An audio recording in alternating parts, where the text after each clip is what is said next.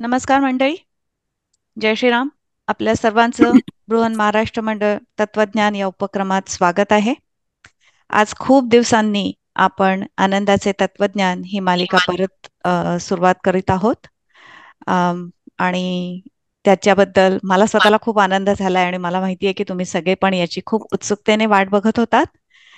तर आपण अजून त्याच्यासाठी जास्त वेळ न घेता आपण आज दादांना जास्त वेळ देऊया, कारण आपला तसाही वेळ गेला आहे थोड्याशा टेक्निकल डिफिकल्टीजमुळे. No, अ, मी त- पण जॉईन होतोय. आणि प्रत्येक जण आपापला जो मायक्रोफोन आहे तो म्यूट ठेवा. दादा सुरू करायचं ना? चालेल.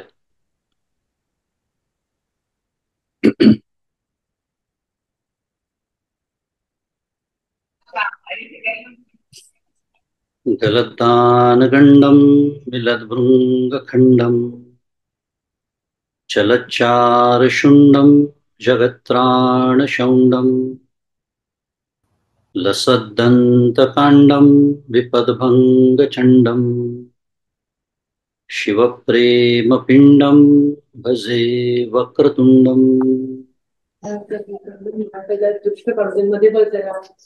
अहं निर्विकल्पो निराकाररूपो विभुर्व्याप्य सर्वत्र सर्वेन्द्रियाणां सदा मे समत्वं न मुक्तिर्न बन्धः चिदानन्दरूप शिवोऽहं शिवोऽहं चिदानन्दरूप शिवोऽहं शिवोऽहम् गुरुर्ब्रह्मा गुरुर्विष्णुः गुरुर्देवो महेश्वरः गुरुः साक्षात् परं ब्रह्म तस्मै श्री गुरवे नमः। श्री सद्गुरुनाथ महाराज की जय।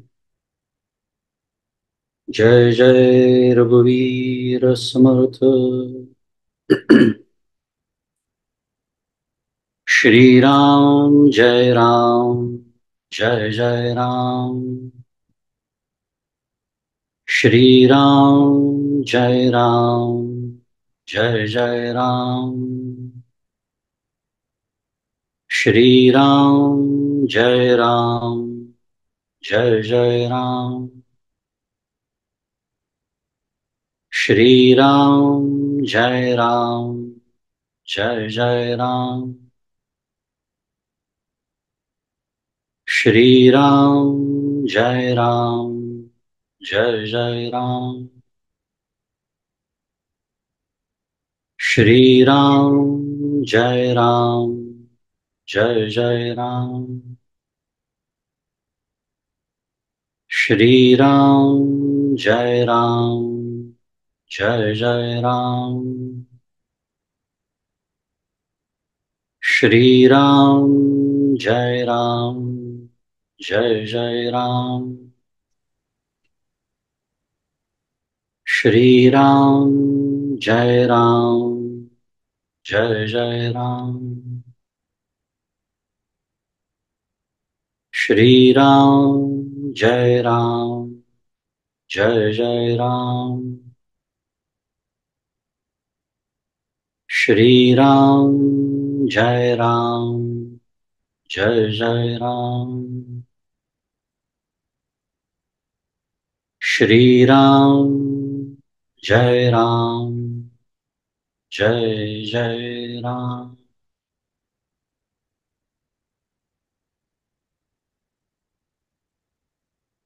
प्रभु श्री रामचंद्र भगवान की जय।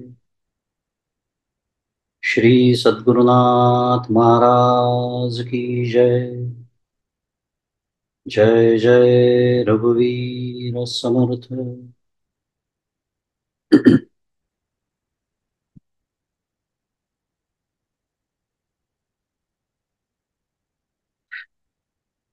माझे सद्गुरु परमपूज्य डॉक्टर श्रीकृष्ण दत्तात्रय देशमुख,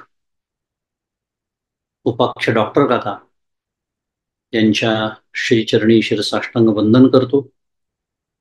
परमपूज्य मंदाते गंधे यांच्या चरणी शिरसाष्टांग वंदन करतो. तुम्ही श्रोते जगदीश मूर्ती, तेथे माझी व्युत्पत्ती किती, बुद्धिहीन अल्पमती सलगी करीतो श्रीराम. मला सर्वांना सप्रेम अभिवादन.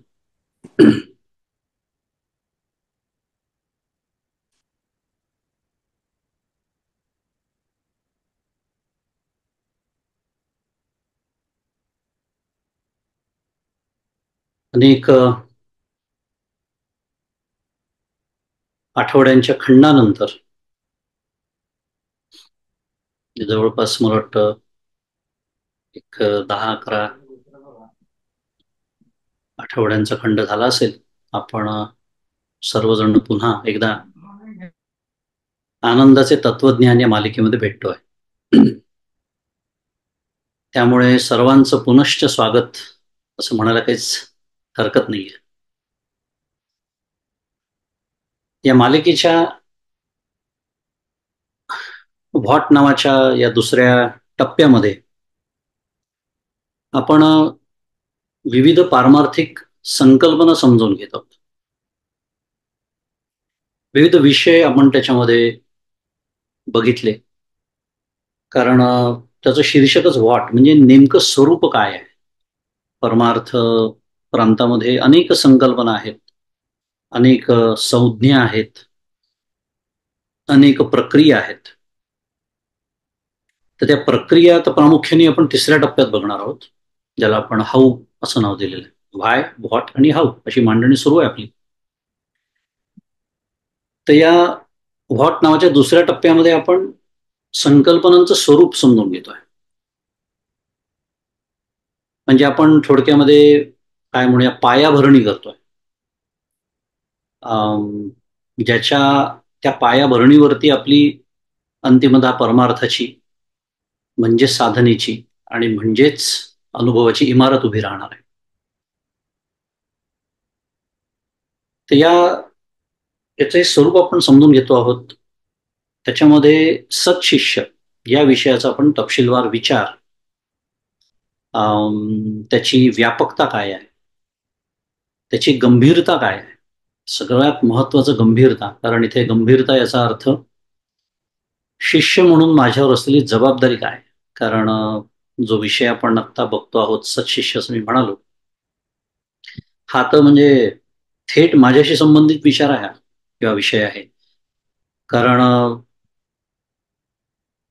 त्या संदर्भामध्ये जो काही विचार आपण करू, ज्या काही संकल्पना आपण समजून घेऊ, ते केवळ बौद्धिक पातळीवर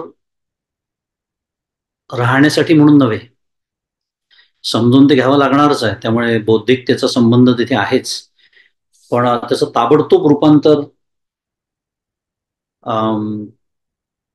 माझ्या वर्तणुकीमध्ये जो सुधार अपेक्षित आहे त्याच्यामध्ये होणं अपेक्षित आहे. आणि म्हणून मी गंभीरता हा शब्द गंभीरपणे वापरला. आणि त्या गंभीरता पुन्हा एकदा याचा अर्थ माझ्यावर असलेली जबाबदारी, हे सर्व आपण समजून घेत आहोत. बराच मोठा खंड झालेला आहे मी जसं म्हणालो. त्यामुळे पटकन एक धावता आढावा बघूया की आपलं मागच्या वेळेला आपण जेव्हा थांबलो होतो तेव्हा सत्शिष्य हा विषय तर सुरू होता, पण काय साधारण विचार करून आपला झाला. त्याच्यामध्ये शिष्याच्या पारमार्थिक प्रगतीचा जो विचार असतो, पारमार्थिक प्रगती आपली होत जाते ना, सर्वांची प्रगतीचा एक आलेख असतो, आपला एक प्रवास असतो. आणि स्वाभाविक आहे, कारण तो साधनेचा हा प्रवासाचाच प्रांत असतो. तर त्याच्यामध्ये आपण समर्थ रामदास स्वामींनी जीवाची म्हणा, म्हणजेच मनुष्य प्राण्यांची विशेषतः, कारण हे स्वातंत्र्य जे आहे, क्रियमाण कर्म स्वातंत्र्य, हे ज्या योनीला दिलेलं आहे, ज्या देहामध्ये हे प्राप्त आहे, तो देह आपल्या सर्वांना प्राप्त आहे. मनुष्यत्व मुमुक्षत्व महापुरुष संश्रय दुर्लभम त्रयम एव एतत्. विवेक चुडामणीतला सुरुवातीचा श्लोक आपल्याला प्रसिद्ध पाठ आहे. असो, तिकडे आपल्याला आता जायचं नाही. दुर्लभ कसा आहे आणि त्याच्यात देवाचा अनुग्रह कसा लागतो, ईश्वराची कृपा कशी लागते वगैरे. पण मुद्दा एवढाच की मनुष्यत्व म्हणजे म्हटलेलं आहे आचार्यांनी तिथे. तर पुढचं जे आहे मुमुक्षत्व आणि महापुरुष संश्रया, हे ज्या देहात शक्य आहे ते मनुष्यत्व. ते काय होते आलं तो मनुष्य देह. आणि या जीवाची, आणि म्हणून मी, कारण जीव असंख्य मनुष्य तर प्राण्यांनी जीवच म्हणता येतं, पण आपण इथे ज्याला जीव म्हणतोय त्याला मनुष्य म्हणून एवढं सगळी मांडणी पुन्हा एकदा उजळणीच्या निमित्ताने. तर या मनुष्य प्राण्याची, जीवाची म्हणूया, 4 गटामध्ये विभागणी समर्थांनी केली आहे. आणि त्याचा आपण प्रगतीचे टप्पे या दृष्टीने विचार करतोय की मी शिष्य आहे, हो आहे, मग माझ्या प्रगतीचा टप्पे काय आहेत, साधक कसं ओळखायचं की मी साधनेच्या प्रांतामध्ये कुठे सावध आहे, काय लक्षण आहेत त्याची, म्हणजे मला हे कळेल की बाबा मी कुठे सावध आहे. तर या दृष्टीने समर्थांनी त्याचे बद्ध, मुमुक्षु, साधक आणि सिद्ध हे 4 काय म्हणूया वर्गीकरण त्याचे केले आहे, विभाग केले आहे. आणि त्यालाच आपण प्रगतीचे टप्पे असं म्हणतोय. तर मी जसं म्हणालो, एक बराच मोठा खंड झालेला आहे. हे शब्द कदाचित तुमच्या लक्षात असतील, बद्ध, मुमुक्षु, साधक, सिद्ध. नुसते शब्द लक्षात असतील असं नव्हे, कदाचित आपल्या मनामध्ये काही संकल्पनाही असतील, कारण साधक हा शब्द खूप सर्वसाधारणरित्या वापरला जातो. पण समर्थांनी या विभागणीमध्ये जो साधक मांडलेला आहे तो अत्यंत प्रगत शिष्यावर का, जे आपण मागच्याला विचार केलेलाच आहे त्याचा. पण म्हणलं की शब्द कदाचित लक्षात असतील, कदाचित त्या शब्दांचे काही वेगळे अर्थ आपल्या मनात असतील, तर आपण पटकन एक उजळणी करूया की काय आपण गेले काही सत्र विचार केला होता. आता ज्याच्या जागृतीमध्ये आणि स्वप्नामध्ये दिवसा आणि रात्री अखंड पंचविषयांचा ध्यास लागलेला असतो, त्याला क्षणभरही उसंत मिळत नाही, कारण पंचविषयांचा ध्यास लागला. त्यामुळे अखंड दिवस रात्र आपण ज्याला म्हणतो, अहोरात्र. आणि जागृतीमध्ये आणि म्हणूनच स्वप्नामध्ये, कारण मनी वसे ते स्वप्नी दिसे, म्हणून माहिती आहे आपल्याला. अखंड पंचविषयांचा ध्यास म्हणजे विचार केला तर लौकिक व्यवहारामध्ये त्याचं कौतुक सुद्धा केलं जातं. आणि प्रचंड अज्ञान असल्यामुळे डॉक्टर काकांच्या शब्दामध्ये त्याला कर्मयोगी अशी पदवी सुद्धा दिली जाते. हे महान कर्मयोगी आहेत. म्हणजे काय म्हणायचं असं असतं, हे अखंड कार्यरत असतात. परमपूज्य काका म्हणतात, त्या म्हणणाऱ्यालाही कळलेलं नसतं आपण काय म्हटलेलं आहे, आणि ऐकणाऱ्यांनाही कळलेलं नसतं, कारण कोणीच आक्षेप घेत नाही त्याच्यावरती.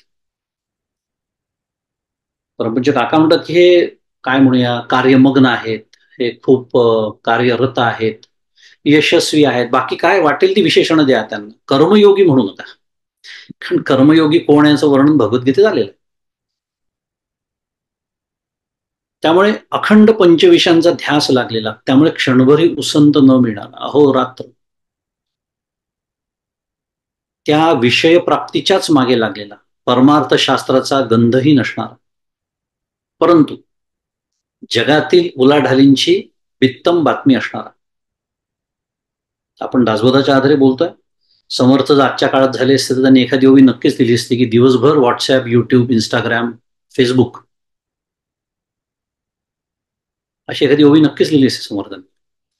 कारण त्या काळी जगाच्या उलाढालीची बित्तम बातमी ठेवण्याची माध्यमं वेगळी होती, आणि त्या मानाने ते मर्यादित होतं. कारण काय आजूबाजूच्या 4-5 खेड्यांमधली बातमी किंवा एखादी दुरून कोणीतरी घोडेस्वाराने आणून दिलेली बातमी मिळत असेल, नाही का, कल्पना करू शकतो आपण. आज म्हणजे कुठेही खुट्ट जरी वाजलं, कुठेही म्हणजे नुसतं या ग्रहावर नाही बरं का, दुसऱ्या ग्रहावर सुद्धा कुठलं तरी यान उतरलं, गमतीचा भाग, पण ते सुद्धा खुट्ट वाजणं जे आहे त्याची सुद्धा बातमी माझ्याकडे असलीच पाहिजे असा हट्टाग्रह असलेला अखंड त्याला परमपूज्य काकांनी वनपमनशिप असा अजून एक शब्द देऊन ठेवलेला. कारण मग ती बातमी घेतली की सांगण्याची हौस, अहो हे प्रपंचातलं जाऊ द्या, परमार्थामध्ये हौस असते अखंड. मला किती माहिती आहे हे सांगण्याची आणि दाखवण्याची. आपल्याला बघायला मिळतं रोज. माहिती असणं चांगलं, आपण जे बोलतोय ते दाखवण्याची जी प्रवृत्ती आहे त्याच्याबद्दल बोलतोय.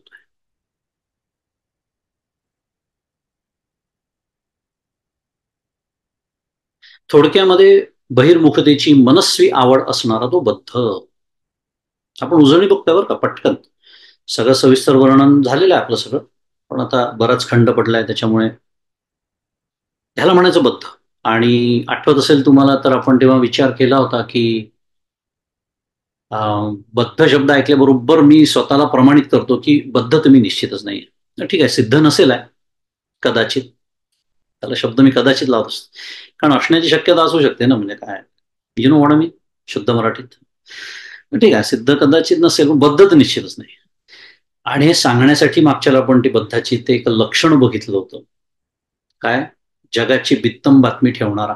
त्याला बद्धाचं लक्षण समर्थ म्हणतात, मी नाही म्हणत, समर्थ म्हणतात. आपल्या अंतःकरणाचा अभ्यास करायचा आहे, विनोद थोडासा बाजूला ठेवू, पण यातनं शिकायचं आपल्याला हे आहे की माझ्या अंतःकरणात नेमके काय व्यवहार चालतात. अखंड जगाच्या भानगडी. आणि परमपूज्य काका इतकी छान मांडणी करतात, एक असं झणझणीत अंजन आपल्या डोळ्यात घालतात की अरे, असं जर आयुष्य मी जगत असेल अखंड, तो काय म्हणतो ती काय म्हणते, हा काय म्हणतो तो काय म्हणतो, इकडे काय चाललंय तिकडे काय चाललंय इत्यादी, ह्याच्यातच जर माझा दिवस जात असेल तर मी माझं जीवन जगतो का? काय मूलभूत प्रश्न उपस्थित केला बा काकांनी. मी माझं जीवन जगतो का त्यांचं जीवन जगतो? आणि दुर्दैवाने काय झालेलं आहे, सोशल मीडियामुळे हे इतकं त्याचं वाढून गेलेलं आहे प्रमाण आणि त्याची व्यापकता, की आधी ज्या गोष्टींचा कधीही माझा संबंध नव्हता, त्या फेसबुकच्या कृपेने माझ्या मित्राची आत्ताच आंघोळ झाली हे सुद्धा मला कळतं. पुन्हा विनोदाचा विषय नाही, हे प्रत्यक्ष आहेत, असे अपडेट टाकणारे लोक आहेत. मी आत्ताच जेवलो, मी आत्ताच आंघोळ केली, जणू काही हे म्हणजे छत्रपती सम्राट राजसूय यज्ञ केलेले. विचित्र करून टाकलेलं आपलं जीवन. आपण असो, इतरांनी कसं जगावं हा आपल्या चिंतनाचा विषय नाही. मी जर स्वतःला साधक समजत असेल, आता साधक हा शब्द मी अतिशय सर्वसाधारणपणे वापरला, शिष्य म्हणूया आत्ताच्या भाषेमध्ये, तर माझ्यावर किती मोठी जबाबदारी आहे. मला जर बद्ध लक्षणांमध्ये बसायचं नसेल म्हणून थोडा जास्त विचार आपण केला. असो, पुढे जेव्हा विवेकाचा उदय होतो, पोटी अनुताप होतो, कारण आपल्या कुलक्षणांची जाणीव त्याला होते, आणि मग जीवन व्यर्थ घालवल्याचा त्याला पश्चात्ताप व्हायला लागतो. तो किंवा ती म्हणूया अंतर्बाह्य बदलण्याचा निश्चय करते किंवा करतो. श्रद्धापूर्वक संतांना, सद्गुरूंना, शास्त्राला शरण जातो, तो मुमुक्ष. पुढचा टप्पा. आणि आपल्याला आपला स्वतःचा प्रवास किंवा आपल्याला माहिती असलेल्या लोकांचा प्रवास आपल्याला आपण आपल्या डोळ्यासमोर आणला तर आपलं लक्षात येऊ शकतं की साधारणपणे थोडं पुढे मागे, जसं मागच्याला बोललो होतो की आपला साधनेचा प्रवास अडखळतच असतो, कधी असा सरळ एका रेषेत कधी नसतो. या पद्धतीने साधारण आपला प्रवास होत असतो. त्याला समर्थ मुमुक्षु म्हणतात. मनापासून जाणवलेलं आहे की नाही बा, आतापर्यंतचं आयुष्य ना आपण फुकट गेलं आपलं.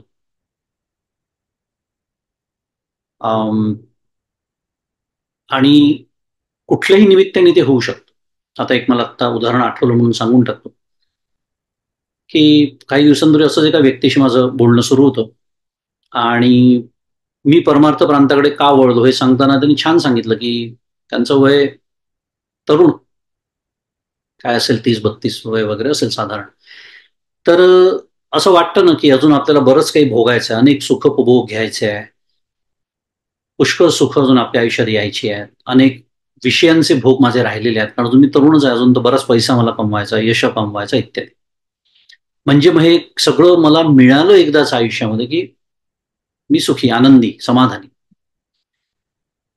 पण जेव्हा ती व्यक्ती त्याच्या म्हणण्याप्रमाणे त्याच्या बॉसशी बोलली किंवा अजून दुसऱ्या कोणाशी बोलली असं समजूया, ते महत्वाचं नाहीये, त्यांचं वय 60-65 असं होतं, तेव्हा त्या व्यक्तीच्या असं लक्षात आलं की अरे हे 65 वर्षाची व्यक्ती सुद्धा दे आर, त्यांच्या भाषेत सांगतो, he was or he is seeking the same thing which I M.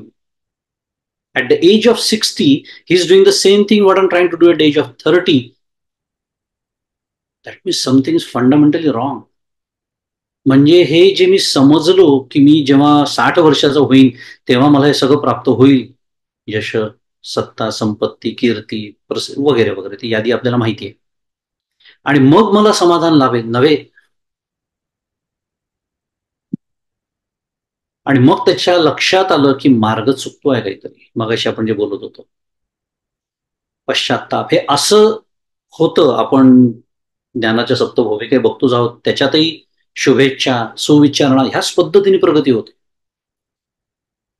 तो शुद्ध मराठीमध्ये टर्निंग पॉइंट असतो परमार्थासाठी.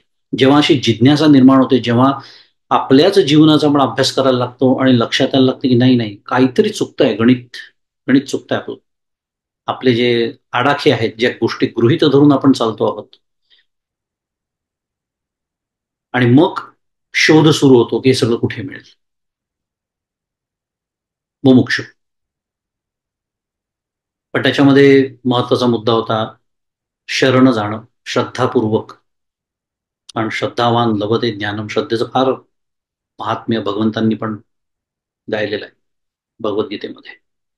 कारण समस्या सुरुवातीच्या काळात तरी श्रद्धेचीच असते, कारण अजूनही आपला अहंकार घेऊनच आपण परमार्थ प्रांतात शिरलेलो असतो की मला इतर सगळ्या प्रांतात एवढी माझी बुद्धी चालते, मग याच्यात का नाही जाणणार. पण बुद्धीचे प्रकार असतात हे आपल्याला माहिती नसतं इत्यादी. असो, तो विषय नाही. श्रद्धा. पण त्याच्या पुढे जेव्हा प्रगती होते तेव्हा या पहिल्या टप्प्यामध्ये तो किंवा ती संतांना शरण गेलेली असते, शास्त्राला शरण गेलेली असते, संतांची सेवा पत्करलेली असते. पण पुढच्या टप्प्यामध्ये, म्हणजे थोडक्यामध्ये त्यांनी संतांना आपलं म्हटलेलं असतं, पण पुढच्या टप्प्यामध्ये संत त्याला किंवा तिला आपलं म्हणतात. हाही फरक आपण मागच्या वेळेला बघितला होता. या दोन मध्ये फरक आहे. मी संतांना आपलं म्हणणं वेगळं, संतांनी मला आपलं म्हणणं फारच वेगळं. आता तुकाराम महाराज विठ्ठलाकडे प्रार्थना करतात की रजोगुणी मनुष्याचं तोंडही मला दाखवू नका. संत आहे तुकाराम महाराज, विठ्ठलाला म्हणतात रजोगुणी माणसाचं तोंडही मला दाखवू नका. हे मी आत्ता का सांगतोय? संतांनी आपल्याला म्हणणं म्हणजे आपलं अंतःकरण कसं असणं हे या तुकाराम महाराजांच्या म्हणण्यातनं आपल्या लक्षात येतं. आणि म्हणून मी संतांना आपलं म्हणणं आणि संतांनी मला आपलं म्हणणं याच्यात हा जमीन आसमानचा फरक पडतो. मी संतांना आपलं म्हणणं हे छानच आहे, तो शरणागतीची सुरुवातच आहे, प्रश्नच नाही. पण तिने कुठपर्यंत मला नेलं पाहिजे, तर संतांनी मला आपलं म्हटलं पाहिजे. त्यामुळे संतांनी ज्याला आपलं म्हटलं आहे, ज्याच्या विचार आणि आचारामध्ये आमूलाग्र बदल झालेला आहे. काय म्हणालो मी? विचार आणि आचार. परमार्थामध्ये खरं सांगतो तुम्हाला, मुसळ तिथेच केरात जातं. अभ्यास करणारे खूप आहेत, बोलणारे तर त्याहून खूप आहेत.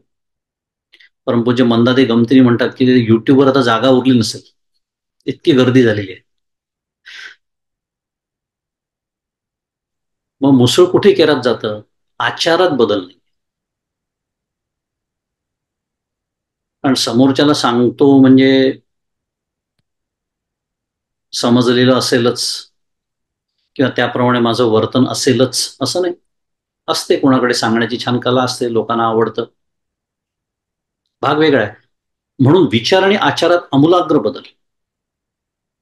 जो नुसतं श्रवण आता करत नाही, तो चिंतन करतो. हा महत्वाचे मुद्दे आहेत. प्रत्येकाला असं वाटतं किती सांगावं किती नाही, पण झालाय आपला तो विचार. आता फक्त धावता उल्लेख करत पुढे जायचं आपल्याला.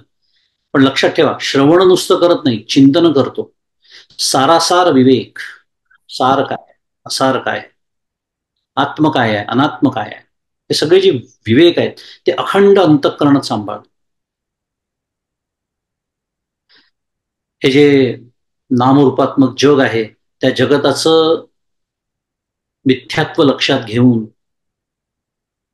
या जगताचं जे अधिष्ठान आहे, जे इंद्रिय गोचर नाही, त्या अशा अरूप ब्रह्मतत्वाचं अनुसंधान सांभाळतो.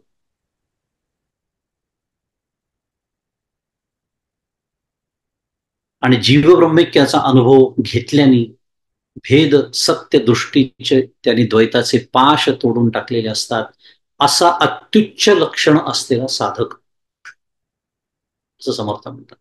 आणि मी मागच्या वेळेला बोललो होतो की या वर्णनातच लक्षात येतं की साधक हा जरी टप्पा असला तरी त्या टप्प्यामध्ये सुद्धा प्रवास आहे.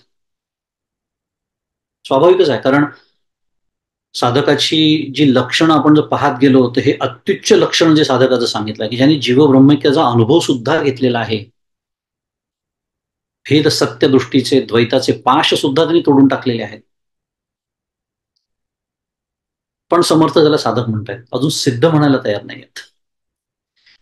आणि तिथेच आपण आपल्या विचारांचा धागा मागच्या वेळेला सोडला होता.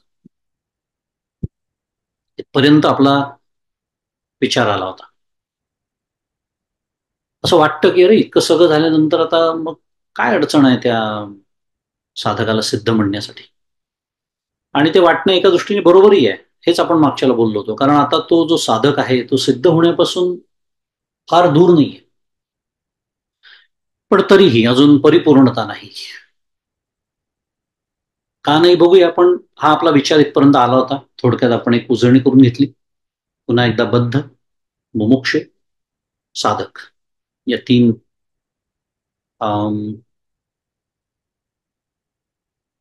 टप्प्यांचा म्हणूया, तीन ज्या विभागणी समर्थांनी केलेला आहे त्याचा आपण विचार पूर्ण केला होता. आणि याच विचाराला समांतर म्हणून आपण ज्ञानाच्या सप्तभूमिका हा जो योग वासिष्ठातला अतिशय सुंदर विषय आहे त्याचाही विचार आपण केला होता. त्या शुभेच्छा, सुविचारणा, तनुमानसी, सत्वापत्ती, असंसक्ती आणि पदार्थाभाविनी इथपर्यंत आपण म्हणजे पहिल्या 6 भूमिकांचा विचार मागच्या वेळेला पूर्ण केला होता. कारण हा जो साधक आहे ज्यांनी जीवब्रह्मैक्याचा अनुभव घेतलेला आहे असं आपण बोललो आता, त्याला पदार्थाभाविनी या भूमिकेशी किंवा या भूमिकेवर तो आरूढ झालेला आहे असं म्हणता येऊ शकतो. असा विचार पण मागच्या मांडला होता. आता एक शेवटची ज्ञानाच्या सप्तभूमिकांमधली शेवटची भूमिका राहिलेली आहे ती म्हणजे तुर्यगा. आणि समर्थांनी केलेले जी विभागणी आहे त्याच्यामध्ये राहिलेली शेवटचे जो विचार आहे तो म्हणजे सिद्ध. त्याचा आपण आता उर्वरित वेळेमध्ये थोडासा विचार करूया. आता आत्ताच आपण असं म्हणालो की हा जो साधक आहे हा जो श्रेष्ठ साधक आहे म्हणूया, ज्याची सर्वोच्च या साधकाची लक्षणं आपण बघितली म्हणून त्याला आपण श्रेष्ठ म्हणूया. हा सिद्धावस्थेच्या परमोच्च शिखरापासून आता फक्त काही पावलंच अंतर दूर आहे. पदार्थाभाविनी या 6व्या भूमिकेवरती आरूढ झालेला आहे. आणि तुर्यगा आता हा जो शेवटची भूमिका आहे म्हणून त्याच्यावर फक्त आता तो आरूढ व्हायचा राहिलेला आहे. थोडक्यात साधकाचा सिद्ध होणं आता शिल्लक आहे. मग काय अंतर आहे नेमका, काय आता राहिलाय, म्हणजे काय शिल्लक राहिलाय. आता हे अंतर स्पष्ट करताना समर्थ दासबोधात म्हणतात की साधकाशी संदेह वृत्ती, पुढे होत असे निवृत्ती.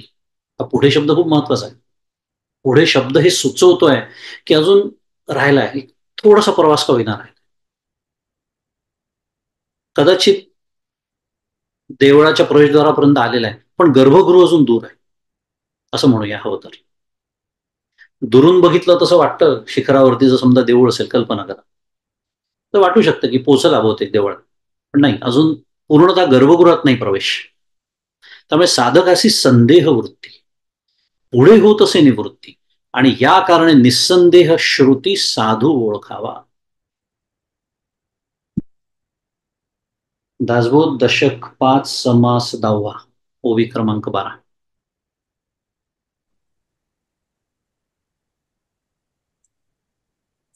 काय याचा अर्थ असा आहे की साधकावस्थेमध्ये अनुभवाची सहजता नसल्यामुळे, अनुभव आहे, आपण बोललो मग अशी जीवब्रह्मैक्याचा अनुभव घेतलाय, पण सहजता नाही, आणि सहजता नसल्यामुळे कृत्रिमतेमधली संदिग्धता शिल्लक आहे. अजूनही तिथे साधनेची कृत्रिमता आहे, आणि कृत्रिमता असल्यामुळे संदिग्धता शिल्लक आहे, आणि म्हणून समर्थ म्हणतात साधकाशी संदेह वृत्ती. पहा किती, परवाच तो दृष्टांत दिला होता मी, परमपूज्य मंदा त्यांचा, कांद्याची साल आपण कांदा सोलत सोलत जातो, पण शेवटी अतिशय सूक्ष्म पातळ साल उरतं पहा, जे कधी कधी दिसत पण नाही कारण ते पारदर्शी असतं. ते सुद्धा शेवटी सालच आहे, ते काढावं लागतं. तसं म्हणूया हवं तर. त्यामुळे कृत्रिमतेमधली एक संदिग्धता शिल्लक असते, आणि तेवढी ती निघून गेल्यावर सिद्धावस्था. आणि म्हणून तर आपल्याला माहिती आहे, प्रसिद्ध श्लोक आहे, उत्तमा सहजावस्था मध्यमा ध्यानधारणा. या श्लोकात आपल्या लक्षात येतं की सहजावस्था त्याच्या त्या शब्दातच आहे, सहज, आणि मध्यमा ध्यानधारणा. कारण काय आहे, धारणा आणि ध्यान काय काय करावं लागतं की नाही, करा विचार, आहे की नाही. कर्तृतंत्र आहे, पण ते कर्तृतंत्र नाही आहे, ते वस्तुतंत्र आहे. तिथे सहजावस्थाच यावी लागते, आणि म्हणून ध्यानधारणेला मध्यमा म्हटलंय, कारण ते सुद्धा साधनच आहे. कशाचं? अर्थातच समाधीचं. पण इथे आपण त्याला सहजावस्था म्हणतो, उत्तमा सहजावस्था मध्यमा ध्यानधारणा.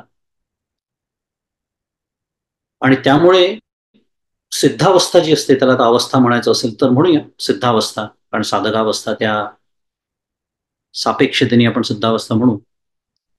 तर त्या सिद्धावस्थेमध्ये अनुमानाचं ज्ञान नसून निस्संदिग्ध ज्ञान असतं. आपण ज्याला चाचपडणं म्हणतो, संदिग्धता म्हणतो, ती अजिबात नसते, निस्संदिग्ध ज्ञान असतं. आणि काय असतं ना, आपल्याला थोडंसं ज्ञान म्हटलं की ताबडतोब आपल्याला परोक्ष ज्ञानाकडेच आपली वृत्ती जाते पहा. म्हणून मी एक सावध करतो इथे ज्ञान शब्द वापरल्यामुळे, की इथे परोक्ष ज्ञानाबद्दल आपण बोलत नाहीये. म्हणजे तो जो सिद्ध असेल ना, कदाचित त्याला उत्कृष्ट प्रवचन करता सुद्धा येणार नाही.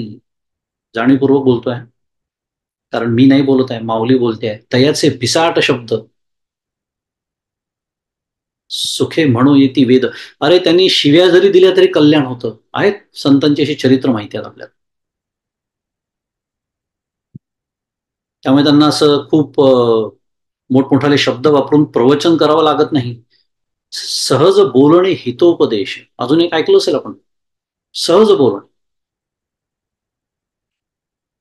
का बरं परमपूज्य काका आणि मंदाती मी सारखी त्यांची नावं घेतो, कारण ते मला माहिती आहे, तुम्ही तुमच्या सद्गुरूंचा विचार करू शकता. फक्त त्यांच्या सहवासात जरी राहिलं, काही छोटी क्षुल्लक गोष्ट असेल, एखादा प्रसंग घडेल, त्या क्षणी ते काय बोलले, काय म्हणाले, कसे वागले, सहज बोलणे हितोपदेश. कारण तिथे आता निस्संदिग्ध ज्ञान आहे. आणि म्हणून मी इथे एवढं बोललो, याचं कारण आहे की ज्ञान याचा अर्थ इथे अपरोक्ष ज्ञान असा अर्थ आहे. याचा अर्थ त्यांना सर्व शास्त्रांचं एका क्षणात ज्ञान झालं असं परोक्ष ज्ञानाबद्दल पण बोलतच नाही, पण सर्व शास्त्र ज्याच्याबद्दल बोलतात आहेत, आणि शेवटी न इति म्हणून थांबतात आहेत.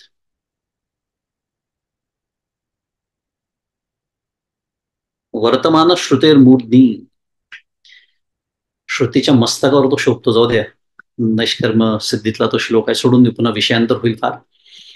पण असा तो सिद्ध असतो, तोच साधू, तोच सिद्ध.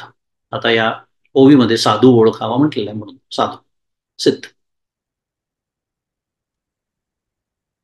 तिथे ज्ञानामध्ये जराही अस्पष्टता नसते त्याच्यामध्ये. म्हणून सिद्धाच्या अंगी संशय म्हणा, संदिग्धता म्हणा, अस्पष्टता म्हणा, अपूर्णता म्हणा, असेलच कशी असा प्रश्न समर्थ विचारतात दासबोध. समर्थ म्हणतात की ती असेलच कशी, कारण ज्या तत्वाबद्दल शेवटी बोलायचं आहे त्याचा प्रत्यक्ष अनुभव घेऊन म्हणजे सहज आहे तो अनुभव. संदिग्धता कशी असेल. आणि या अवस्थेमध्ये प्राप्त होणारी ही जी सहजावस्था आहे त्याचं वर्णन करणारा एक अतिशय एक सुंदर श्लोक येतो, उत्तम श्लोक येतो, एक दृग्दृश्य विवेक या ग्रंथामध्ये. आता तर आवडता श्लोक आहे, ऐकलंय असेल माझ्याकडून तुम्ही अनेक वेळेला, की देहाभिमाने गलिते विज्ञाते परमात्मनी यत्र यत्र मनो याती तत्र तत्र समाधया. दृग्दृश्य विवेक श्लोक क्रमांक 30. देहाभिमाने गलिते, सोपं आहे समजायला. देहाभिमाने गलिते म्हणजे देह तादात्म्य, म्हणजे मी देह आहे अशी जी दृढ भावना आज या क्षणी आपल्या सर्वांच्या अंतःकरणामध्ये आहे की नाही तपासून पहा. कमी असेल, कमी अधिक प्रमाणात असेल, पण निश्चित आहे अजूनही मला वाटतंच मी देह आहे. म्हणून तो मृत्यूचं भय आहे, सर्वात मोठं भय मृत्यूचं त्याच्यासाठी. कारण मी देह तादात्म्य आहे, कारण मी म्हणजे देह. माझा देह नाही बरं का, ती सुद्धा प्रगतीच आहे. मी देह, हे जे देह तादात्म्य आहे ते गळून पडून सुस्थिर अनुभव ज्याला आलेला आहे त्याच्यात सुस्थिर हा शब्द अत्यंत महत्वाचा आहे. कारण आपण साधक आणि सिद्धातला फरक समजून घेतो, त्यामुळे सूक्ष्म फरक आहे म्हणून या शब्दांना खूप महत्व आहे. सुस्थिर, दृढ, अपरिवर्तनीय, अपरोक्ष, परमपूज्य काकांचे शब्द आहेत. असा आत्मानुभव ज्याला आलेला आहे त्याचं मन जिथे जिथे जाईल यत्र यत्र मनो याती. आणि म्हणून विज्ञाते परमात्मनी, विज्ञाते शब्दामध्ये सुस्थिर शब्द येतो. ज्ञानाचं विज्ञान झालेलं आहे आणि मग त्याचं मन जिथे जिथे जाईल यत्र यत्र मनो याती, काय होतं, तत्र तत्र समाधी आहे. तिथे तिथे त्याला समाधीचाच अनुभव आहे.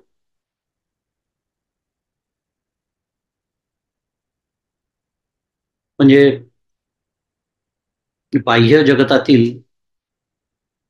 हे जे आत्मदर्शन आहे, कारण छान विषय आहे खरं हा, कारण ज्ञानमार्गातलं हे तर वैशिष्ट्यपूर्ण हा विषय. कारण केवळ समाधीकाळी अनुभव नव्हे, ते अंतिम ध्येय नाहीच आहे. अंतिम ध्येय बाध समाधी हेच आहे. परमपूज्य काका नेहमी ते सांगतात, बाध समाधी. म्हणजे बाह्य जगतामध्ये आत्मदर्शन म्हणजेच त्याला बाध असं म्हणायचं. कारण बाह्य जगतातील आत्मदर्शन म्हणजे मग त्या महात्म्याला हे जग काय वेगळं काही दिसतं का? त्यांना काय जगातले भेद कळत नाहीत का? चेतन अचेतन, स्त्री पुरुष, आपला परका, होणारे व्यवहार यांचे अर्थच कळत नाहीत का? असं नाही, अर्थातच कळतात. नाही तर सगळं एवढे सगळे शंकराचार्यांपासून तर आपल्या सद्गुरूंपर्यंत एवढं महान कार्य त्यांनी या बाह्य जगतातच केलं ना, शेवटी करू शकले नसते. मग फरक कुठे पडतो? तर ज्या ज्या ठिकाणी मनजाय माझे त्या त्या ठिकाणी निजरूप तुझे, असा सहज अनुभव त्यांना असल्यामुळे या जगतामध्ये व्यवहार करत असताना लौकिक व्यवहारोहम गच्छामित्यादिके बुधा, पंचदशी. लौकिक व्यवहार ते पण करत असतात, पण ते कसे करतात? लौकिक व्यवहारोहम, व्यवहारामध्ये अहम गच्छामी इत्यादिके बुधा, हे बोलणं जे संभवतं ना, मी जातो, मी झोपतो, मला भूक लागली इत्यादी. विविच्चैव चिदाभासम, पुढचं अर्धचरण तो श्लोक आपल्याला सांगतोय, विविच्च एव चिदाभासम कुटस्थात्तम विवक्षती. म्हणजे हा जो व्यवहार आहे ना, चिदाभासाचा व्यवहार आहे. मी तर कुटस्थ आहे, हा अनुभव घेतलेला आहे, सहज झालेला आहे तो अनुभव, मुरलेला आहे तो अनुभव, त्याच्याबद्दलच आपण बोलतोय. त्याच्यामुळे लौकिक व्यवहार सुरू राहतो, कारण व्यवहार हा देहाचा असतो आणि देह प्रारब्धाधीन आहे. त्यामुळे प्रारब्ध तो देह चालवत असतो, त्यांच्याकडून विविध कर्म करून घेत असतो. पण या जगतातील सर्व ज्या घडामोडी आहे त्या दृग्दृश्य विवेकचा आपण श्लोक बोलतोय म्हणून दृकच्या भाषेत बोलूया. दृक म्हणजे आत्मा किंवा ब्रह्म, त्याच्या प्रकाशात होत असल्यामुळे, त्याच्या प्रकाशात, न तत्र सूर्य भाती न तत्र चंद्र तारका नेमा विद्यतो भांती कुतोयम अग्नी. माहिती आहे आपण, तस्य भाषा सर्वम इदम विभाती, हे सांगणं सुरू आहे की त्याच्या प्रकाशात हे सगळं होत असल्यामुळे हे सर्व काय आहे, प्रकाश्य आहे. थोडस कठीण होऊन जाईल जे शब्दांची सवय नसेल तर, पण हरकत नाही, हळूहळू समजायला लागेल. त्याचं तो प्रकाशन करतो. प्रकाशन करतो म्हणजे तो आहे म्हणून याचं ज्ञान होतं आपल्याला, साध्या भाषेत बोलूया. त्यामुळे प्रकाश्य आहे म्हणून ते अचेतन आहे, म्हणून ते मिथ्या आहे आणि म्हणून ते सुखदुःखाला कारण होत नाही. आपला मूळ विषय तो सुटतो आणि ह्याला म्हणायचं बाध समाधी. ही बाध समाधीचा लाभ होतो आणि म्हणून देहाभिमाने गलिते विज्ञाते विपरमा. यत्र यत्र मनोयाती तत्र तत्र समाधी. त्यामुळे आता मांडी घालून डोळे मिटून बसावंच लागत नाही समाधीच्या आनंदासाठी. आता बाध समाधी सुरू आहे. आनंदाला आता धक्काच नाहीये कुठे. ब्रह्मानंदे सदा डुल्ल तू म्हणून तर वर्णन करतात सद्गुरूंचं. आणि मग परिणामतः काय होतं, भिद्यते हृदय ग्रंथी चिंद्यन्ते सर्व संशया. आपला जो मूळ विषय सुरू आहे, दासबोधात समर्थ जे म्हणतात आहे की त्यांच्या ठिकाणी संशय असेलच कसं, संदिग्धता असेलच कशी. त्यामुळे अंतःकरणावर बसलेल्या सर्व गाठी तुटून पडतात. भिद्यते हृदय ग्रंथी, सर्व संशय समूळ नष्ट होतात. छिंद्यन्ते सर्व संशया.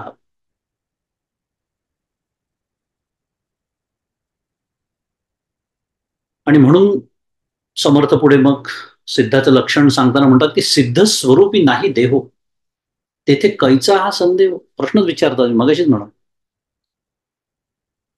सिद्ध स्वरूपी नाही देहो तेथे कैचा हो संदेहो, या कारणी सिद्ध पाहो निसंदेही. दशक 5 समास 10 ओवी क्रमांक 41. सिद्ध स्वरूपी नाही देहो. सिद्धावस्थेमध्ये सिद्धाच्या काय झालेला असतो, पुन्हा देहाचा बाध झालेला असतो. देहाभिमाने गलिते, देहबुद्धी ते आत्मबुद्धी करावी. सिद्धाचं जे लक्षण ते साधकासाठी साधन, नेहमीच बोलतो. म्हणून देहबुद्धी ते आत्मबुद्धी करावी असा शब्द आहे तिथे, कारण तो करण्याचा प्रांत आहे माझ्यासाठी साधक. पण त्यांची ती झालेली असते. आणि तो विषय आपण खूप वेळा बघितलेला आहे, मनाचे मनोबोध, की तसं नाही झालं तर काय, कल्पांती ज्ञान होणार नाही. काय म्हणतात ते समर्थ, देहबुद्धीचा निश्चय दृढ झाला. बरोबर झालं आपलं, बराच वेळा बोलणं झालेलं. शेवटी गाडी तिथेच येणार आहे, देहबुद्धी ते आत्मबुद्धी करावी. त्यामुळे सिद्धावस्थेमध्ये पुन्हा एकदा सिद्धाच्या देहाचा बाध झालेला असतो आणि त्यामुळे त्या अवस्थेमध्ये संशयाचं कारणच शिल्लक नसतं. असा या ओवीचा भावार्थ आहे. पण याच्यात आपल्याला काय शिकायला मिळतं माहिती आहे, आपल्याला आत्ताच्या आपला जो साधनेचा जो टप्पा आहे त्याच्यामध्ये मला हे शिकायला मिळतं की देहबुद्धी हे संशयाचं कारण आहे. करून पहा विचार, इतका सुंदर. कारण जर सिद्धाच्या ठिकाणी संशय नसतो, कारण त्याच्या देहाचा बाध झालेला असतो, म्हणजे त्यांच्या देहबुद्धीचा बाध झालेला असतो, देह तादात्म्याचा बाध झालेला असतो, तर साधा तर्क आहे की माझ्या जवळ संशय आहेत, याचा अर्थ माझ्याकडे अजूनही देहबुद्धी आहे. आणि जेव्हा आपण विचार करून सूक्ष्म, तेव्हा आपल्या हे लक्षात येतं की अरे हो, देहबुद्धी आहे म्हणून तर संशय आहेत. देह अजूनही सत्य वाटतो, हे जगत सत्य वाटतं, मी करता वाटतो, मी भोगता वाटतो, या देहातले सर्व भेद सत्य वाटतात, हे सर्व गृहीत धरूनच संशय आहे. संशयाचं काय म्हणूया, अधिष्ठानच ते आहे.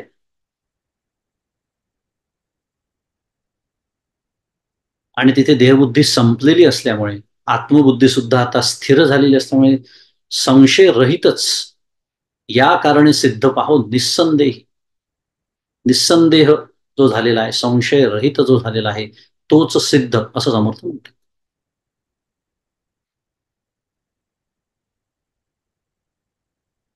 थोडक्यात पाहूया की सिद्ध हे अखंड स्वरूपाकार होऊन राहतात. आपण आता लक्षात आलं असेल साधक आणि सिद्धाच्या जो थोडासा फरक पडतोय तो कुठे पडतोय. अखंड स्वरूपाकार होऊन राहतात, स्वरूपानुसंधानात राहतात, लोक व्यवहारात असूनही अनासक्त असतात.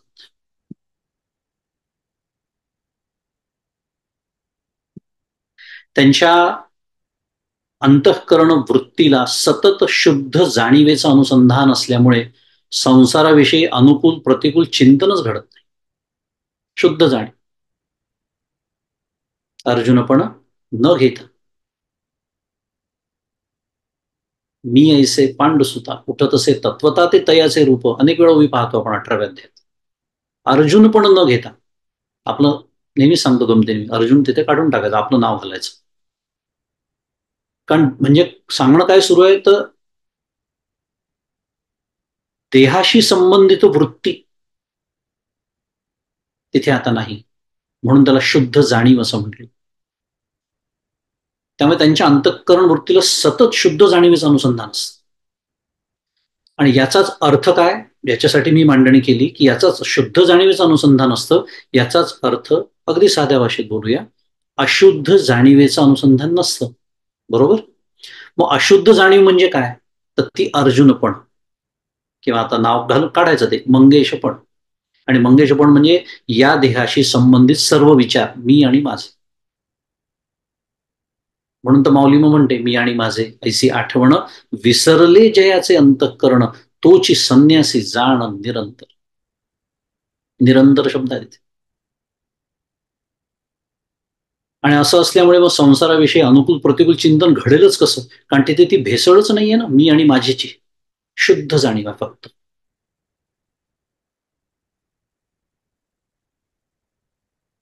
आणि त्यांचं जे उर्वरित आयुष्य असतं ना, ते सगुण आणि निर्गुणाच्या एकतर श्रवणामध्ये किंवा निरूपणामध्ये खर्च होतं असं समर्थ म्हणतायत. त्याची त्यांना गोडी असते असं समर्थ म्हणतायत.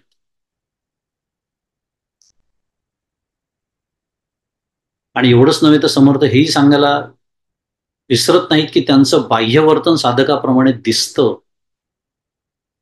साधकाप्रमाणे वर्तन असू शकतं, परंतु आत स्वरूप स्थिती अखंड असते. म्हणजे त्यांच्या बहिरंगाने चुकू नये.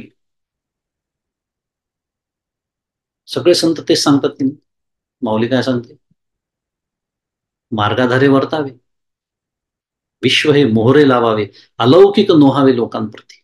काय सुंदर विचार आहे बा. अगदी हाच विचार आहे इथे. वर्तन साधकाप्रमाणे असू शकतं, दिसू शकतं की रे अजूनही साधन करतायत, अजूनही देवाचं नाम घेतायत, अजूनही ध्यानाला बसतायत. काय असतं, मला माझी तपासणी कमी करायची वाटते, लोकांची जास्त करायची वाटते. त्यामुळे ही तपासणी सुरू असताना अच्छा, म्हणजे बहुतेकांचं काम झालेलं दिसत नाही ज्या अर्थी हे साधना करतात. डॉक्टर काय म्हणतात, ज्या नसत्या पंचायती तुम्हाला कोणी सांगितल्या, तुझ्या साधनेचं काय होतं हे बघ ना तू. पण ते काय आपल्या सगळ्या प्रवृत्ती घेऊन आपण परमार्थपर्यंत ते शिरत असतो. त्यामुळे दुसऱ्याची तपासणी करण्याची हौस मला तर फारच. त्यामुळे माझं हे सगळं सुरू असतात असे विचार. पण समर्थ म्हणतात बाह्यवर्तन असू शकतं साधका. ज्ञानोत्तर भक्ती हा तर अजून एक वेगळा विषय आहेच, तो अजून वेगळा. पण त्यांची स्वरूप स्थिती अखंड असते, त्यांच्या बहिरंगाने चुकू नये. आणि म्हणून पुढे म्हणतात की स्वरूपाचा संयोगी स्वरूपची झाला योगी. स्वरूपाचा संयोगी, स्वरूपाशीच एकरूप झालेले आहेत, त्यामुळे स्वरूपची झाला योगी. या कारणे वीतरागी निरंतर. सिद्धाची लक्षणं बघतोय आपण. राग याचा अर्थ जो आपल्याला नेहमी येतो तो नव्हे. राग याचा अर्थ संस्कृत शब्द आहे प्रेम किंवा आसक्ती असा अर्थ होतो. आणि त्याच्यामुळे वीत राग याचा अर्थ अनासक्त, आसक्ती नसलेला.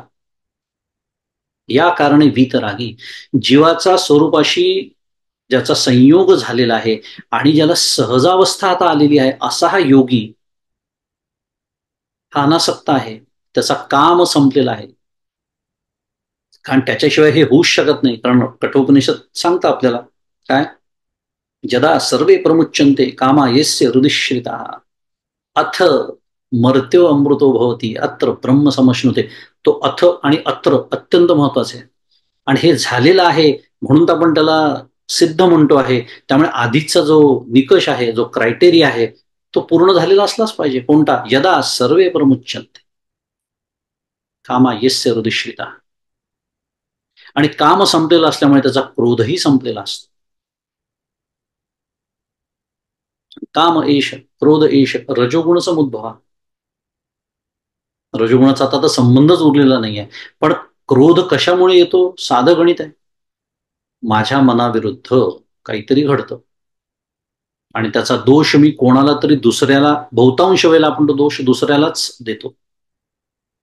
दगड ठेच पायाला लागली, तिथे सुद्धा मी सांभाळून चालायला हवं होतं असा पहिले विचार येतच नाही. कुठल्या मूर्खाने, जणू काही त्यांना दुसरं कामच नव्हतं ते दगड माझ्या मार्गात आणून ठेवणे. पण तिथे विवेक शक्ती संपलेलीच असते ना, ते क्षणभरासाठी का होईना. मुद्दा, क्रोध तेव्हाच येतो जेव्हा काम असतो. काम नसेल तर क्रोधाचा संबंधच नाही, उद्भवू शकत नाही क्रोध. असा हा योगी अनासक्त झालेला असतो, त्याचा काम संपलेला असतो, म्हणून क्रोधही संपलेला असतो आणि ब्रह्मतत्वाप्रमाणे तो निर्मळ झालेला असतो. निर्मलम निष्कलम शांतम असं ज्या तत्वाचं वर्णन आहे, सर्वात निर्मल या जगात काही असेल तर ब्रह्मतत्व हेच आहे. आणि त्याच्याशी तो एकरूप झालेला आहे. स्वरूपाचा संयोगी, स्वरूपची झाला योगी, समर्थ म्हणतो. त्यामुळे तो वितरागी असतो, अनासक्त असतो, याच्यात आश्चर्य काहीच नाही. आणि त्यांची सहज अवस्था झालेली असते.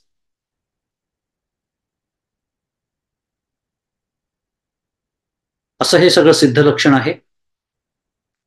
आणि आपण जे मगाशी बोललो होतो की शेवटची जी एक ज्ञानाची भूमिका आहे त्याच्यामध्ये तुर्यगा ही आपण बघितली. त्याचंही वर्णन साधारण हेच आहे की पदार्थाभावीनी, मी जसं म्हणालो की पदार्थांचा अभाव, त्याची ती व्याख्या आणि ते सगळं वर्णन आपण मागच्याला बघितलं होतं. ते जरी झालेलं असलं तरी जोपर्यंत की पदार्थाभाविनी नावाची जी अवस्था आहे ती स्थिर होत नाही, भक्कम होत नाही, अपरिवर्तनीय होत नाही, तोपर्यंत तुर्यगाय अवस्थेमध्ये आपण जाऊ शकतो. ज्ञानाची जी सप्त भूमिका आहे, शेवटची जी भूमिका आहे, ती सिद्धावस्थेला कशी लागू पडते आहे, हा समांतर जो विचार आहे तो आपण आता बघतो आहोत. थोडेसे 2-3 मिनिटं घेऊन मग आपण संपवूया, आज थोडंसं उशिरा सुरू झालंय तर.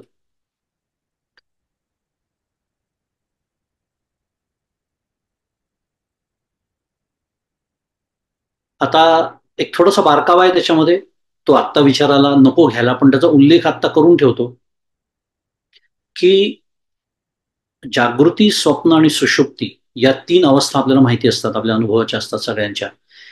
पण हा जो सिद्ध असतो त्यांनी या 4थ्या अवस्थेचा अनुभव घेतलेला असतो, नव्हे त्याला ती सहजता आलेली असते. आपण असा विचार करतोय, ज्याला तुर्यगा असं आपण म्हणतोय. पण तिथे 2 गोष्टी आहेत. एक सापेक्षता आहे, म्हणजे या 3 अवस्थांच्या सापेक्षतेने त्याला तुर्यावस्था म्हणतात. तिथे तुर्यगा असं ते भूमिकेचं नाव आहे म्हणून तुर्यावस्था पण म्हणतात त्याला. आणि दुसरं म्हणजे त्याच्यातून व्युत्थान पावल्यानंतर समाधीतून पुन्हा हे जे व्यवहार सुरू होतात, सुखदुःखाचे अनुभव सुरू होतात, म्हणजे जागृतीचे अनुभव सुरू होतात, स्वप्नाचे सुरू होतात, सुषुप्तीचे सुरू होतात इत्यादी. म्हणजे या अवस्थेमध्ये त्यांची बीज आहे. या दृष्टीने समर्थ तिला शेवटची म्हणायला तयार नाही, त्याला ते उन्मनी समर्थ शेवटची समजतात किंवा म्हणतात. पण मी जसं म्हणालो, फार याच्यात अडकण्याची गरज नाही, कारण कोणत्या सिस्टीम प्रमाणे आपण विचार करतोय त्याप्रमाणे तुर्या ही शेवटची मानल्या जाते किंवा उन्मनी ही शेवटची मानल्या जाते. पण लक्षणं सारखीच आहेत, त्यामुळे तो बारकावा आत्ता आपल्याला नकोय. मी जसं म्हणालो की फक्त उल्लेख आत्ता करून ठेवतोय. अशी ही तुर्यक अवस्था त्यांना प्राप्त होते, दृढ अपरिवर्तनीय अपरोक्ष, आणि त्याला म्हणायचं आता सिद्ध. निस्संदेह आता ज्ञान झालेलं आहे. पुन्हा ज्ञान म्हणजे अपरोक्ष, परोक्षाबद्दल बोलत नाही. आणि म्हणून आता त्यांच्या मुखातून जे काही येणार आहे त्यांनी फक्त आता हितच होणार आहे, दुसरं काहीच नाही. म्हणून तयाचे बिसाट शब्द म्हणजे मगाशी ओबी म्हणालो माऊलींचे. तर असे हे आपण 4 टप्पे पाहिले. पुन्हा एकदा बद्ध, मुमुक्षु, साधक आणि सिद्ध. या सत्शिष्य ही जी संकल्पना आपण समजून घेतो आहोत, त्याच्यामध्ये हे प्रगतीचे टप्पे म्हणून आपण यांचा विचार केला. आता पुढच्या वेळेला आपण साधनेचे काही पैलू बघूया. माझ्या मनात विचार आला, कारण साधना शब्द आपण खूप वेळा वापरतो, पण बऱ्याच वेळेला तरी सुद्धा आपल्या हातातून नेमकेपणा आणि नेटकेपणा नसल्यामुळे हे सगळं सुटून जातं. म्हणजे सुटून जातं म्हणजे काय, इतकं सगळं ऐकल्यानंतर सुद्धा लोक म्हणतात, अहो पण मी काय करू हे सांगा ना. म्हणजे थोडक्यात शुद्ध मराठीत मला ऍक्शन आयटम्स द्या. तर ते ऍक्शन आयटम्स जे आहेत ते आपण पुढच्या वेळेला, साधनेचे इतके विविध पैलू परमपूज्य काकांनी मांडलेले आहेत की आपल्याला एक काकांचा शब्द आहे, ठोकळेबाज साधना माहिती असते. म्हणजे काय ठोकळेबाज म्हणजे सकाळी अर्धा तास, संध्याकाळी अर्धा तास तिथं करायचीच असते. पण साधनेची व्याप्ती इतकी मर्यादित नाही आहे. हा विषय आपण पुढच्या वेळेला घेऊया. आणि आज आपलं झालेलं जे चिंतन आहे ते सद्गुरूंच्या चरणी अर्पण करू आणि इथे थांबूया. श्री सद्गुरुनाथ महाराज की जय. जय जय रघुवीर समर्थ.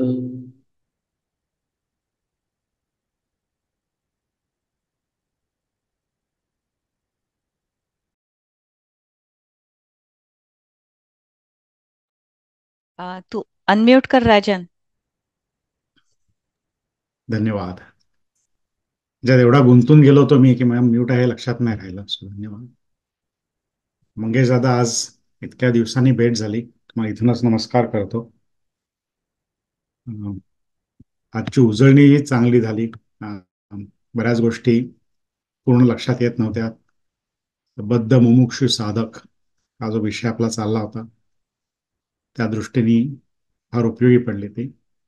आणि एक महत्वाचा संदेश जाणवला तो म्हणजे स्वतःचं संशोधन करा, स्वतःकडे बघा, आपण कुठे आहोत.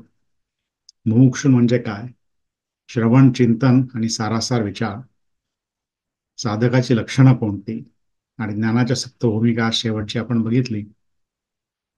आणि मुख्य महत्वाचं म्हणजे साधकापासून सिद्ध होण्यासाठीचा जो प्रवास आहे त्याची आज माहिती घेतली. निस्संदेह ज्ञान आपला शेवटचा टप्पा आज बघितला. या मार्गावर चालू असताना आपण आता आज भजन सेवेकडे वळू. आज सोनिया जोशी आपल्या बरोबर आहेत भजन सेवा देण्याला. सोनियाजी आहात का तुम्ही? परफेक्ट. त्या आज संत तुकडोजी महाराजांनी लिहिलेला रचलेला सुदिना संत सेवेचा हा अभंग सादर करते. सोनियाजी. जय श्रीराम. परमपूज्य मंगेश दादा, तुमच्या श्रीचरणी वंदन करते.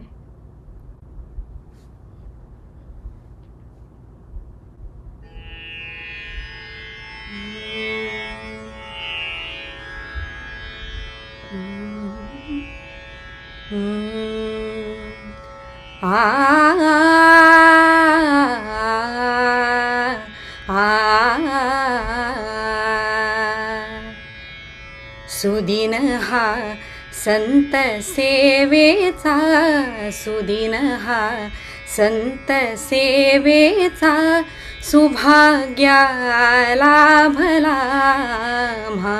सुदिन हा संत सेवेचा, सुभाग्या लाभला म्हा.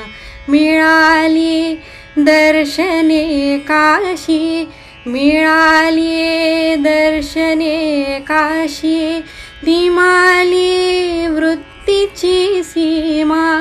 मिळाली दर्शने काशी, निमाली वृत्तीची सीमा. सुदिन हा संत सेवेचा सुभाग्या लाभला आम्हा. सदा फुल बाग बोधाची दिसे फुलला मुखा वाटे. सदा फुल बाग बोधाची दिसे फुलला मुखा वाटे. रंगले ज्ञानवन सारे, रंगले ज्ञानवन सारे. पसरला मृगमय प्रेमा. सुदिन हा संत सेवेचा सुभाग्या लाभला आम्हा. स्तुती निंदा उभ्या भिंती, स्तुती निंदा उभ्या भिंती. जावया बाहेरच्या मार्गे, स्तुती निंदा उभ्या भिंती. जावया बाहेरच्या मार्गे. भासती बोचती अंगा, भासती बोचती अंगा. जावया साधूच्या धामा. सुदिन हा संत सेवेचा सुभाग्या लाभला आम्हा. लीन तुकड्या तया पायी, लीन तुकड्या तया पायी. दर्शने भ्रांती ही जाई, लीन तुकड्या तया पायी.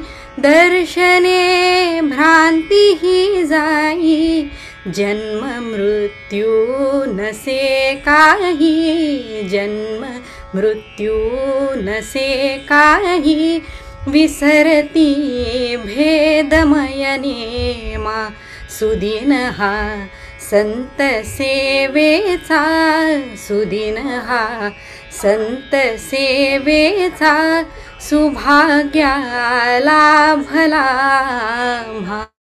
सुभाग्या लाभला आम्हा.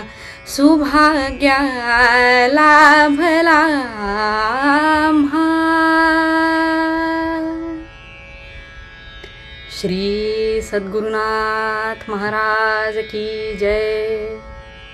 जय जय रघुवीर समर्थ.